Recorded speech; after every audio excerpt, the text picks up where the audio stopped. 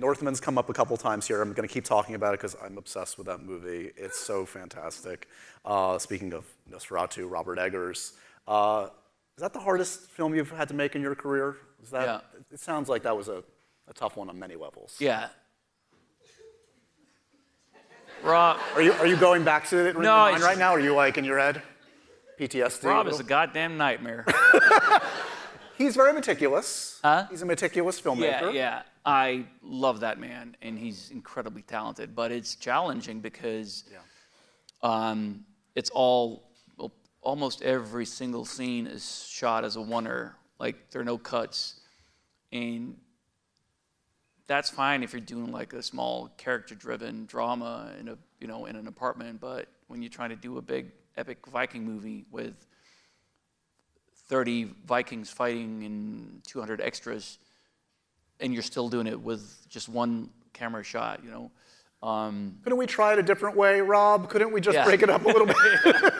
It was, but I try to kind of approach it with excitement and be like, this should be possible, and it's going to be really hard and frustrating and exhausting, but again, I knew going into it that this was Rob's way of working, and we'd worked on the project for several years before we got to it. So it wasn't like I was shocked on set, but it was just like, so I had time to kind of mentally prepare for it. Like, all right, this is going to be with Jared, his DP, it was incredible. Yeah. But I knew that this is quite unconventional way to shoot an action epic adventure movie. Like it's because you know that you're going to have to do the whole fight maybe 30 times. And it's a weird feeling when you do it and every bit of the scene works and you're completely depleted by the end of it.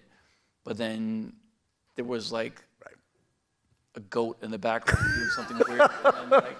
And you're like, can we cut it? Oh God, no, we can't cut around it because there's no coverage.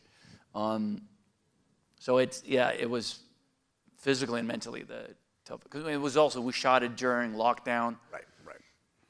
We were one of the first big productions up after, so this was like in 2020 before the vaccine was out. So it was like, we were completely isolated for a year. And I was on a weird diet, just training, eating meat, and like didn't really see my friends and family. So another great year for me. Yeah. Send him to a far remote place. Yeah, never been happier. But the sense of satisfaction, it sounds like, it's like the way you talk about it is the way I've talked to actors who have like worked with David Fincher, for instance, have talked, where it's like the actual experience is rough. Like it's grueling, it's taxing, you're depleted, and then you see the finished product and you're like, it was worth it. Like that, I mean, this is art that's gonna last. Yeah. And that's why you do it. You don't do it to have fun, you do it to make something great. And actually, I didn't have to wait a full year for that gratification. Even